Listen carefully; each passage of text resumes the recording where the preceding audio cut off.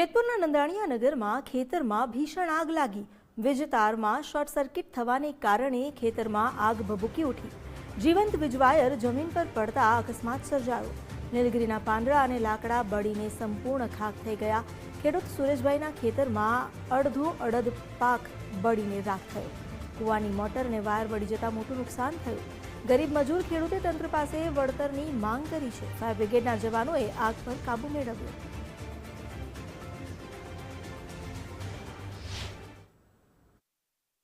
અમે મારા ખેતરમાં પાણી પીવડાવતા હતા અને ખેતરેથી મારા કૂવામાં જોરદાર અવાજ મને સંભળાણો અને જ્યાં હું ખેતરેથી કૂવામાં પૂગ્યો ત્યાં ધુવાળા નીકળી ગયા। મેં અંદર જઈને જોયું રૂમમાં તો મારી મોટર, મારું વાયર, મારું ફ્યુઝ, મારું ટાટર બધું બળી ગયું અને ખેતરેથી થોડોક આગળથી જોયું તો આ તારમાં તીખારા થતા હતા અને તાર જમીન ઉપર પડ્યા છે અને આ અમારા બાજુવાળાનું તમે જોઈ શકો છો, આ બધું બળી ગયું। અમારે બહુ નુકસાન છે। હવે હું એક તો મજૂર માણસ, 250 રૂપિયામાં દવા છાંટવા જતો, મજૂરી કરતો। શેઠ મને આવીને એમ કે મોટર બહાર નાખી, મારે શું જવાબ દેવો? મને એમ કે ધ્યાન નથી દીધું બરોબર, એટલે મારે આ મોટરના ની પૈસા કેની પાસે લેવા જવાના? આ શોર્ટ સર્કિટ થયો ને, કૂવામાંથી અવાજ આવ્યો, ધડાકો થયો એને કારણે, બીજું શું હોય?